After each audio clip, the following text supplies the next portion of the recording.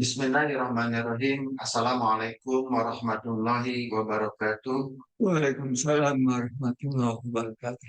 Alhamdulillahilladzi arsala rasulahu bil huda wa dinil haq liyudhhirahu ala dini kullihi wa kafa billahi syahida. Asyhadu an la ilaha illallah wahdahu la syarikalah wa asyhadu anna Muhammadan abduhu wa rasuluhu la nabiyya ba'da. Allahumma sholli ala sayyidina Muhammad wa ala alihi wa ashabihi ajmain. Alhamdulillah pemirsa Bina TV, pada kali ini kita jumpa lagi untuk melanjutkan podcast Bina TV yang alhamdulillah sudah sekian tahun kita mengudara.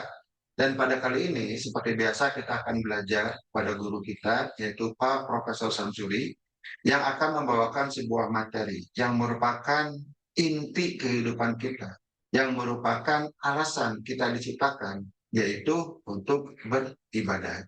Nah, bagaimana sih caranya kita itu beribadah? Mungkin banyak yang berpikir yang namanya ibadah itu ya sholat saja atau zikir seperti ya semacam ritual-ritual seperti itu. Ternyata ibadah itu tidak sebatas itu. Kalau kita sudah sholat bukan berarti kita sudah menjalankan semua ibadah. Nah, pertanyaannya apa saja sih ibadah itu? Nah, akan dibahas dan dikupas dengan lebih detail, lebih perinci oleh guru kita Pak Haji Profesor Samsudin. Mungkin tanpa panjang lebar, kita akan minta beliau untuk menjabarkan apa yang dimaksud dengan beribadah. Mangga Bapak. Alhamdulillah, terima kasih atas kesempatan ini, Pak Rahmat. Para pemirsa yang Bapak cintai, Assalamualaikum warahmatullahi wabarakatuh. Waalaikumsalam. Alhamdulillah wa syukurillah wa nikmatillah wa la haula wa la quwata illa billah. Asyhadu an la ilaha illallah wahdahu la syarikalah wa asyhadu anna Muhammadan abduhu wa rasuluh. Rabbi shrah li sadri wa yassir li amri wahlul min lisani yafqahu qawli. Rabbi jin iman warzuqni fahma amma ba'd. Para pemirsa yang Bapak cintai, mudah-mudahan semua dalam keadaan baik-baik saja. Di kesempatan ini Bapak akan menyampaikan satu formula kehidupan dengan judul beribadah. Ya. Ini supaya mudah saja ya mengingatnya, karena zaman sekarang ini informasi begitu banyak. Supaya mudah diingat, biasa Bapak menggunakan hanya satu kata saja. Nah, beribadah itu satu singkatan, yaitu terdiri dari 7 bagian, yaitu I-B-A-D-A-A, ya. Mari kita coba rinci satu persatu, ya. Mudah-mudahan ini bisa menggambarkan tugas kita di dunia ini. Bernya itu adalah singkatan dari berusaha yang keras dan cerdas. Nah, jadi kita memang diperintahkan oleh Allah itu berusaha. Jangan menggantungkan diri kepada orang lain. Gantungan kita hanya kepada Allah Subhanahu wa Ta'ala. Sebab Allah lah yang Maha Kuasa dalam segala hal. Dan dengan sesama manusia, kita bekerja sama, yaitu tolong menolong dan bantu membantu. Nah, jadi berusaha itu wajib kita lakukan dalam menempuh kehidupan dunia ini. Kemudian yang kedua, ini itu singkatan dari ibadah. Ibadahlah yang ikhlas dan kapah. Kenapa mesti kapah? Ya, sebab ibadah itu ada 2 kelompok. Ya. Ibadah ritual dan ibadah sosial. Atau ibadah mahdoh dan ghairu mahdoh. Ya. Ibadah ritual itu adalah seperti bagi umat Islam, yaitu sholat, ya, puasa, ya, doa, zikir, ya. Itu adalah ibadah-ibadah ritual. Tujuannya supaya kita bisa mendekatkan diri dengan Allah yang menciptakan kita. Yang kedua, tidak cukup dengan ibadah ritual. Kita juga wajib melakukan ibadah sosial, yaitu bekerja dengan orang-orang lain, bekerja untuk kepentingan diri kita sendiri, supaya kita punya penghidupan, dan supaya bisa memberikan manfaat bagi diri kita dan keluarga, dan juga bagi orang-orang lain. Nah, ibadah sosial itu luas sekali jangkauannya.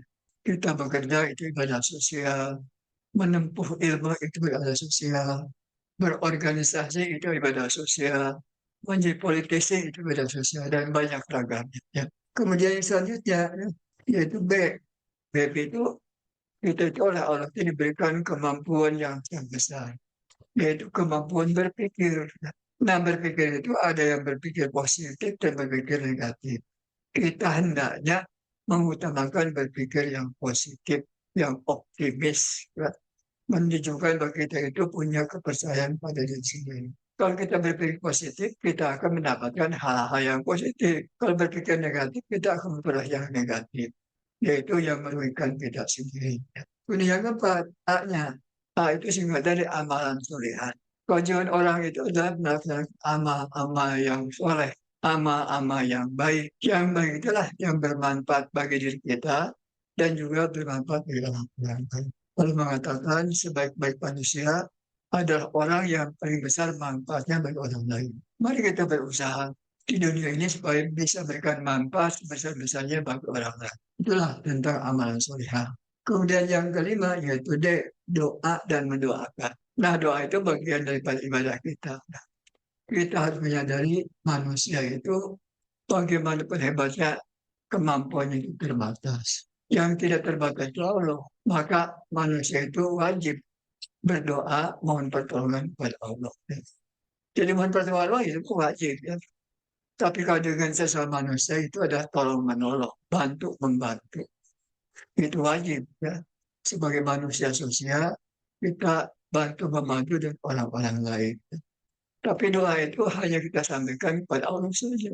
Tapi jangan hanya berdoa untuk diri sendiri. Ya. Baik sekali kita berdoa untuk orang-orang lain.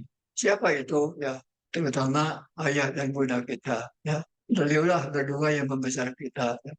Yang kedua berdoa untuk orang-orang Islam, ya, orang-orang yang baik, ya, para pemimpin kita, guru-guru kita, muslimin dan muslimat, ya, dan juga doa untuk keluarga kita, dan anak istri kita. Ya. Berdoalah supaya mereka menjadi orang-orang yang soleh, orang-orang yang baik, dan bermanfaat bagi dirinya dan bagi orang lain. Kemudian yang keenam, yaitu A-nya. Alhamdulillah. Ya. Karunia Allah kepada manusia itu sangat-sangat besar. Ya. Nikmat yang disampaikan baik itu banyak sekali, bahkan tidak terhitung. Ya. Nah, oleh karena itu wajib kita senantiasa bersyukur kepadanya. Ya. Ucapkan Alhamdulillah. Ya. Tapi bukan dengan ucapan. Ya.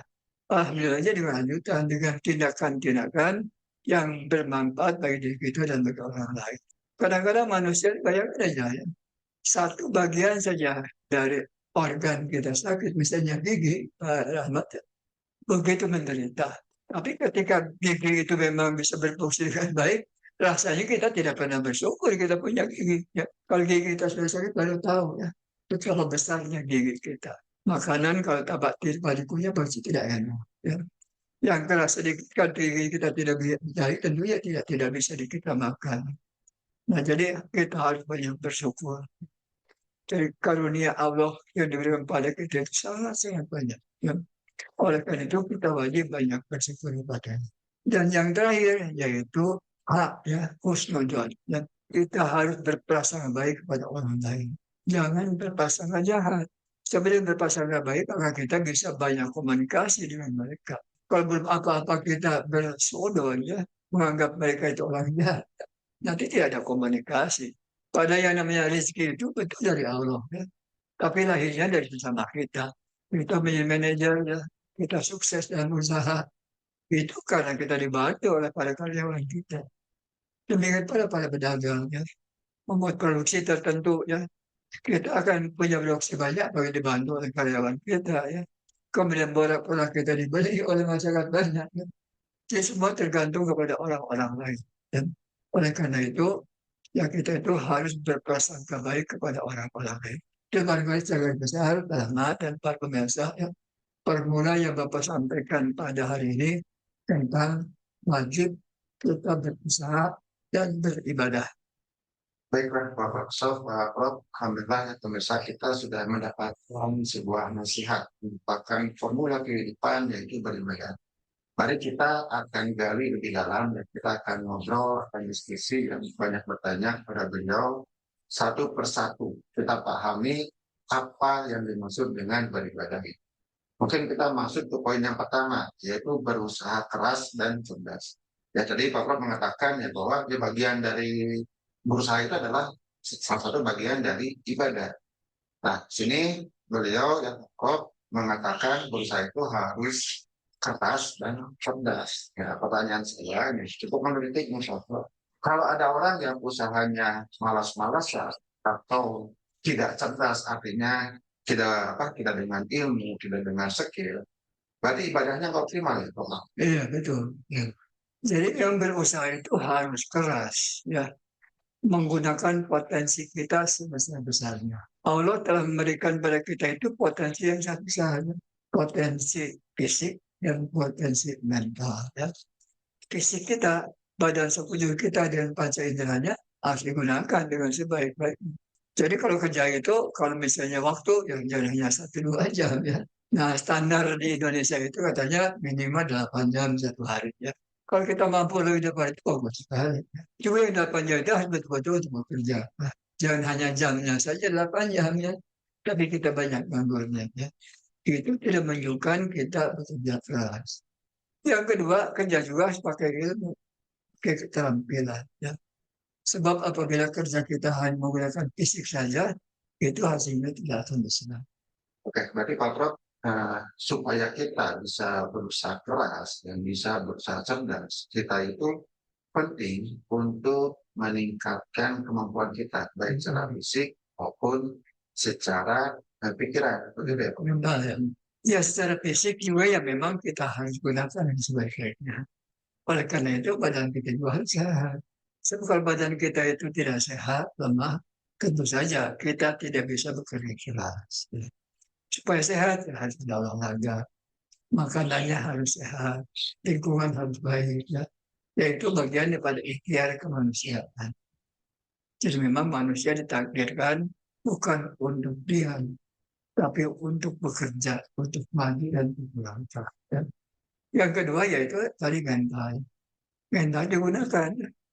Allah telah mengaruniakan kepada manusia itu kemampuan berpikir dengan kapasitas yang sangat besar. Kata para ahli, sekitar 100 miliar saya para ahli sekalian. Itu bukan main. Misalnya. Jadi kalau orang mau atau bisa menggunakannya dengan baik, kita sebenarnya bisa berbuat yang sangat besar, yang sangat baik. Tapi sebagian besar kita katanya, kata para ahli, kebanyakannya menggunakan 2% saja. Nah pertanyaannya gimana ya, supaya otak kita bisa digunakan dengan sebesar-besarnya. Yaitu dengan cara bagaimana otak kita jangan dianggurkan, harus dikembangkan dan harus digunakan. Antara lain melakukan lembaga-lembaga pendidikan. Nah, lembaga pendidikan kita seringkali di kelas itu terlampau aktif itu dosen atau gurunya. Ya. Mahasiswa hanya duduk dan mendengarkannya, mencatat. Nanti pertanyaan itu pertanyaan ingatan. Itu tidak mengembangkan pikiran. Ya. Tapi sudah membebani pikiran. Jadi pendidikan yang bagus itu ya, memberikan konten itu jangan terlalu banyak. Ya. Tapi diolah. Ya. Dengan cara menganalisanya dengan tanya jawab. Ya. Beri kesempatan kepada mahasiswa atau siswa untuk berpikir. Itu mengembangkan pikiran. Ya. Nah mudah-mudahan ke depan ya mata pelajarannya jangan terlalu banyak, ya.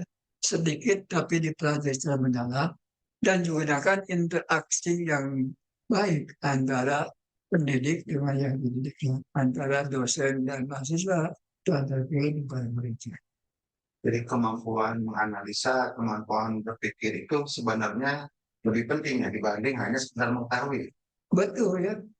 Jadi mengapa itu the low level of education. Di level yang paling rendah dari pendidikan itu mengapa Pak? Ya.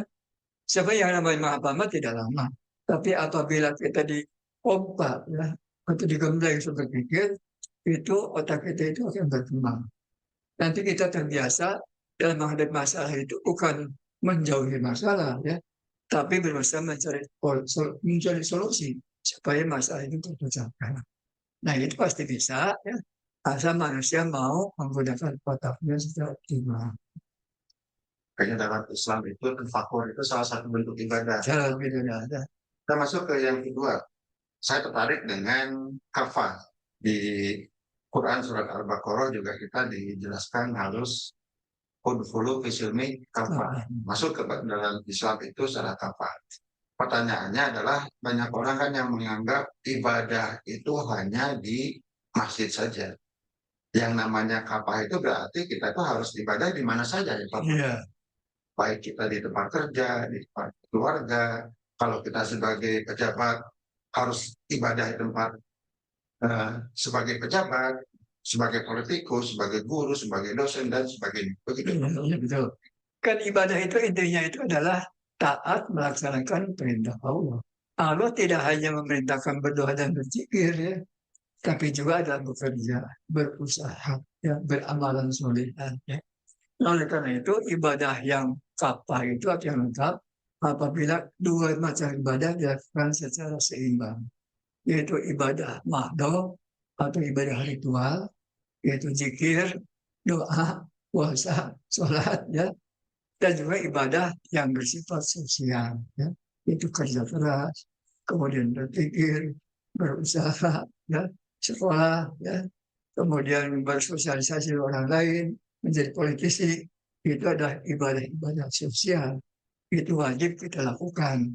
Baru kita akan menjadi manusia yang utuh dan akan mendapatkan bahagia di dunia. Insya Allah nanti akan mendapat surga di akhirat. Termasuk yang ketiga tentang berpikir positif. Jika berpikir positif itu adalah sebuah ibadah, lalu bagaimana dengan berpikir negatif, Pak? Ya berpikir negatif itu memang ya sewaktu-waktu ya harus ya. Kalau orang terlampau over positif, itu namanya nekat ya. Kita juga harus ada negatifnya. Katakan beginilah, kita misalnya pedagang keliling ya. Lihat cuaca kurang bagus, wah ini berapa hujan ya. Kalau kita berpikir negatif, kita tidak akan melanjutkan usaha. Ya. Karena nanti kalau di jalur hujan, nanti katakan jualan kita tidak laku. Tapi kalau kita bisa oper positif, ya, aku mangke wae lah, ya, nanti akan celaka. Ya. Nah, oleh karena itu harus berpikir positif, negatif. Ya. Artinya seandainya ya di perjalanan ada hujan, kita jaga-jaga bawa payung. Ya. Antisipasi. Antisipasi. Nah, ini baru berpikir positif yang negatif. Terlampau negatif jangan. Terlampau positif juga jangan. Positif terlalu positif berarti nekat. Nekat itu bukan tindakan yang baik, ya itu untung-untungan. Itu namanya terlalu dalam segala aspek itu tidak baik. Betul. Ya, nasi kalau terlalu banyak menyebabkan diabetes. Iya, Kemudian minum air kalau banyak sedikit kembung. betul. Jadi yang namanya terlalu baik itu berpikir positif maupun negatif tidak baik. Ya. Oke, mungkin dalam manajemen itu berpikir negatif itu seringkali disebut dengan manajemen risiko. Ya. Antisipasi bagaimana jika kegagalan itu terjadi. Ya. Maka kita masuk ke yang nomor 4, yaitu tentang amal soleh.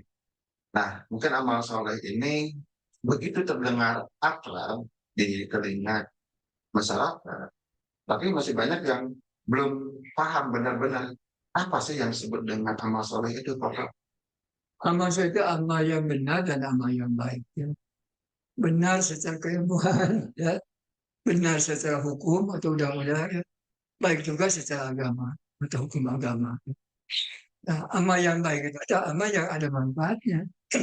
Baik diri kita sendiri yang beramal juga bagi orang lain. Dan katanya sebaik-baik manusia ada orang yang paling besar manfaatnya bagi orang lain. Oleh karena itu kita harus beramal. Ya. Tapi amal soleh bukan hanya dengan memberikan uang, harta. Ya. Kita juga bisa beramal soleh yang tidak menggunakan uang. Mendoakan, memberikan nasihat, bercontoh teladan. Itu amal soleh yang sangat bagus. Jadi seorang tua misalnya guru-guru ya harus memberikan teladan kepada anak-anaknya dan murid-muridnya. Contohnya, kalau minta pada siswa mahasiswa datang tepat waktu, kita sebagai dosen atau sebagai guru jangan sampai telat. Ya. Bahkan berusaha datang sebelum waktunya. Kalau mulai kuliah jam 7, kita harusnya sebelum jam 3 sudah datang. Insya Allah mahasiswa dan siswa akan nurut. Akan nurutan. Jangan dibiarkan mereka masuk dulu 10 menit atau setengah jam baru kita datang. Itu bukan contoh yang baik dan bukan memberikan teladan yang baik bagi siswa dan mahasiswa. Baik, Bapak. Kita masuk ke nomor 5 tentang doa dan mendoa. Mungkin kata doa juga ya ini sudah bagian bagi orang-orang yang beragama atau dalam agama Islam ya doa itu adalah salah satu bagian dari ibadah. Bahkan senjatanya. Ya. Nah, termasuk yang kedua nih yang menarik tentang mendoakan. Sebenarnya kan agama Islam itu mengajarkan kita itu saling mendoakan. Contoh yang paling nyata itu adalah salah. Sayangnya mungkin ini juga sebagai otokritik bagi saya pribadi atau dan semua masyarakat di Indonesia. Saat mengucapkan salam hanya lisan saja. Nah, mungkin pertanyaan saya itu bagaimana caranya Bapak supaya kita itu bisa lebih sadar bahwa saat kita mengucapkan salam itu bukan hanya sekedar permisi, bukan hanya sekedar punten dalam bahasa Sunda, tapi salam itu adalah doa. Jadi pertama kita harus menyadari manusia itu bagaimanapun hebatnya, kemampuannya terbatas. Secara fisik terbatas, secara mental terbatas, ilmunya terbatas ya. Meskipun kita yang katakanlah Bapak sudah profesor doktor, itu sebagian kecil yang tidak tahu itu sangat baik. Ya. Nah, oleh karena itu kita harus minta kepada yang maha besar, yang maha pintar, ya, yang maha hebat yaitu Allah Subhanahu Wa Taala. Ya. Itu wajib kita berdoa ya, baik diri sendiri dan juga bagi orang lain. Ya. Nah, siapa orang lain? Ya, adalah orang yang paling berjasa pada kita. Orang tua kita doakan. Ya. Kalau sudah meninggal ya doakan supaya di alam kuburnya diberikan ketenangan, ketelaman. Ya. Itu wajib kita lakukan. Ya. Juga kan kita diwajibkan untuk membaca sholawat. Ya. Tapi sholawat itu kan doa pantulan. Ya. Kita mendoakan Nabi, sebenarnya Nabi tidak perlu doakan oleh kita. Ya. Sebab beliau sudah pasti masuk surga. Ya. Doa pada Nabi itu akan dikembalikan kepada kita. Bahkan katanya 10 kali lipat dibandingkan dengan apa yang kita sampaikan. Dan juga ada pahala ya. Pertama doa itu ada saat-saat tertentu untuk berdoa yang makbul. Misalnya pada sholat wajib itu makbul ya. Kemudian dalam sholat hajud ya itu makbul ya. Nah itu banyak hari-hari tertentu ada jam-jam tertentu yang baik sekali kita untuk berdoa. Baik, Bapak. Kita langsung masuk ke nomor 6 tentang bersyukur. Alhamdulillah. Bersyukur itu adalah suatu ibadah. Ya. Bahkan di episode sebelumnya dengan Ustadz Uus, beliau mengatakan seringkali ya, orang itu justru gagal saat bersyukur dibandingkan dengan yang bersabar. Ya. Kalau ditimpa kesulitan, bersabar ya memang tidak ada pilihan lain.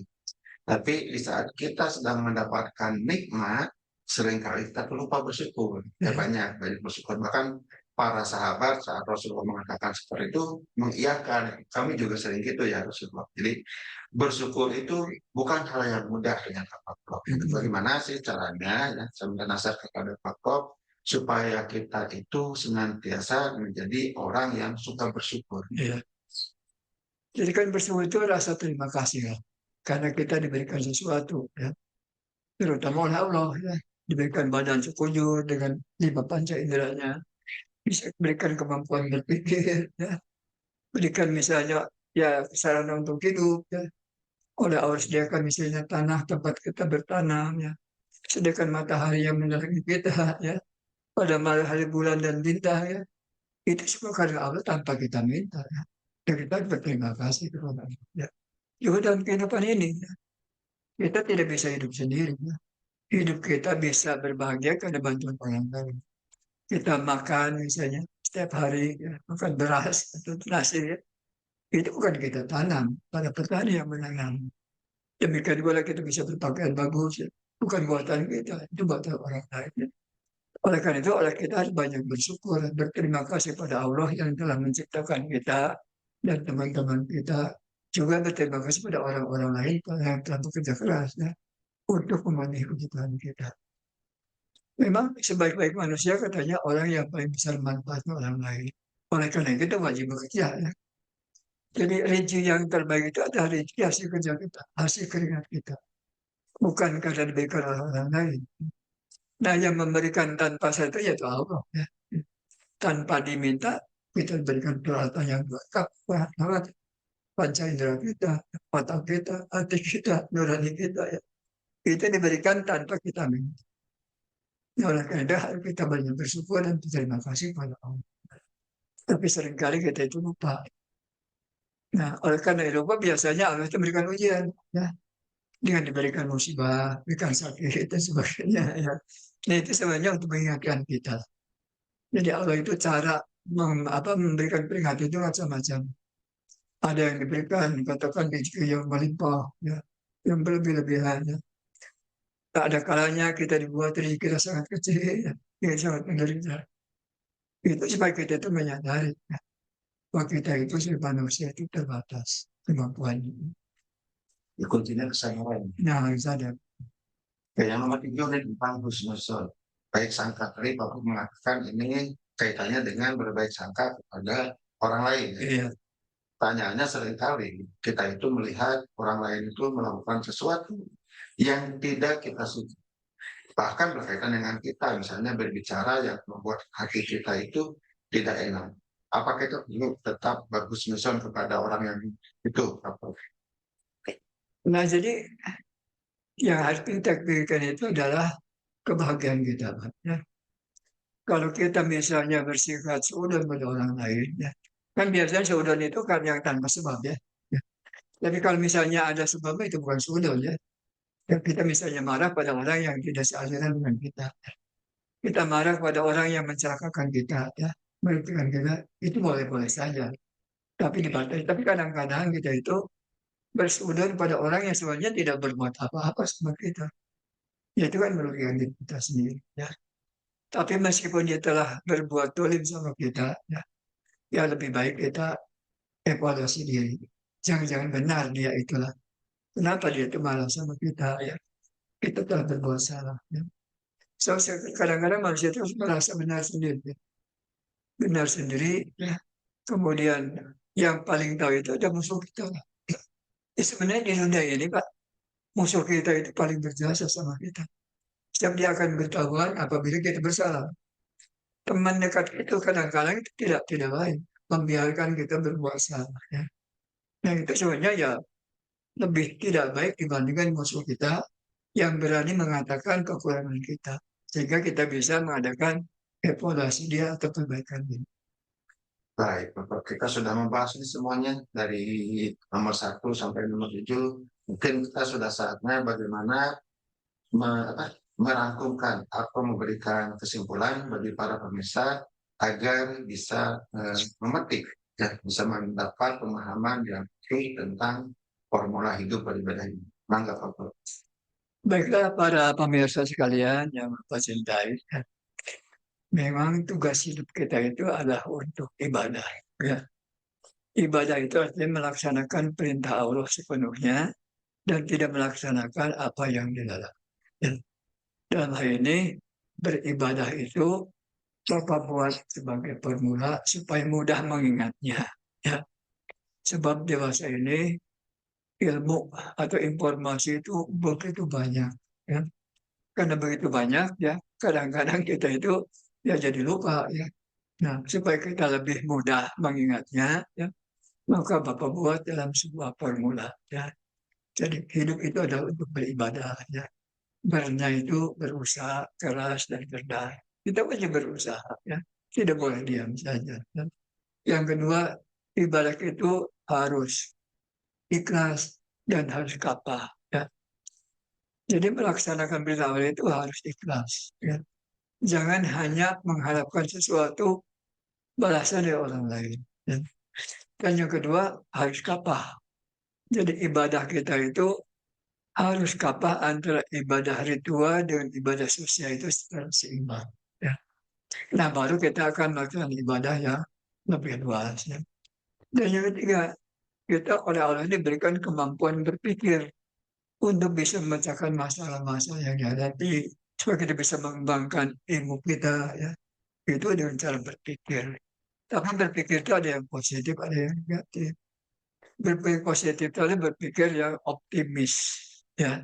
Menunjukkan orang yang punya rasa percaya diri. Ya. Itu akan membawa kita kepada kehidupan yang baik dan nyaman. Kalau negatif, nanti kita itu tidak akan banyak melangkah.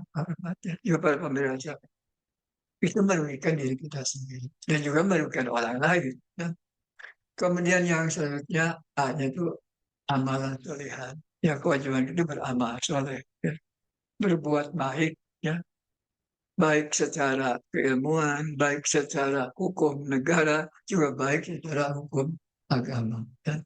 Itulah yang terbaik yang harus kita lakukan. Ya. Kemudian yang lainnya doa dan mendoakan. Ya. Nah Allah mengatakan, "Ud'uni astajib lakum," minta kepadaku dan aku akan mengabulkan. Ya. Nah jadi doa kita itu semua akan dikabulkan. Asal ya doanya doa yang baik, yang sungguh-sungguh ya, tidak hanya ucapan saja. Maaf seringkali kita oleh Ustadz Yusuf dibimbing dengan doa yang panjang gitu ya, ya. Dan dalam bahasa Arab ya. Kita mengatakan amin, amin, amin ya. Kabulkan, kabulkan ya. Tapi Pak kira doa yang seperti itu yang sama sekali tidak kita pahami sehingga kemungkinan dikabulkannya itu ya kurang kurang kurang meyakinkan. Jadi baik doa itu gunakan dengan bahasa yang kita pahami ya. Jangan terlalu banyak ya. Dan semua diminta ya. Nah, memang Allah minta apa-apa juga akan bisa diberikan ya. Tapi Allah juga akan memperhatikan ya. Sebab kalau dikabulkan juga mungkin tidak akan tahan gitu. Nah, jadi doa dan mendoakan itu wajib kita lakukan. Jadi doa jangan hanya untuk diri sendiri, tapi juga untuk orang lain, untuk anak-anak kita, ya, saudara kita, ya, muslimin muslimat. Ya. Doakan para pemimpin kita, pemimpin yang baik. Doakan para ustadz dan guru-guru kita. Ya. Itu adalah doa yang nanti akan berakibat baik pada orang lain dan juga pada diri kita sendiri. Dan yang keenamnya itu alhamdulillah kita harus banyak bersyukur. Jadi karena Allah itu sangat tidak terbatas, sangat banyak, tidak akan terhitung banyak. Ya. Kita bisa melihat, bisa mendengar, bisa mencatat, bisa berjalan dan sebagainya. Itu semua karunia Allah. Ya. Dan apabila salah bagian kecilnya diambil oleh Allah, ya, kita sangat menderita. Oleh karena kita harus bersyukur apa yang sudah ada. Dan yang terakhir, kita harus husnudon dan berprasangka baik pada orang-orang lain. Tentu saja ya, kalau kita baru bertemu dengan orang lain ya, kalau kita bertransaksi ya yang dulu yang gede-gede ya, ya kecil-kecil aja dulu, tes aja dulu. Ya. Boleh aja kita bagi orang lain itu ya kita saksikan ya kejujurannya. Tapi kita jangan sepenuhnya tidak percaya. Nah, lebih baik dimulai dengan percaya. Tapi kepercayaan itu tentu harus diuji. Nah, ujian itu antara lain kalau bertransaksi, kalau dengan yang baik itu jangan terlalu gede. Ya. Di mana apabila misalnya betul-betul dia itu kurang baik, kerugian kita itu tidak besar. Itu aja barangkali para pemirsa. Ya. Mudah-mudahan ada manfaatnya. Formula singkat yang namanya hidup itu beribadah dari Bapak. Ya. Mudah-mudahan ada manfaat. Dan mohon maaf atas segala kekurangannya. Itu aja. Wassalamualaikum warahmatullahi wabarakatuh. Waalaikumsalam warahmatullahi wabarakatuh. Baiklah para pemirsa, kita sudah mendengarkan penjelasan yang panjang lebar tentang sebuah formula kehidupan yang disebut dengan beribadah. Mohon maaf jika ada kesalahan dan kekurangan dari kami berdua. Kita tutup saja episode kali ini. Wabillahi taufiq wal hidayah. Wassalamualaikum warahmatullahi wabarakatuh. Waalaikumsalam warahmatullahi wabarakatuh.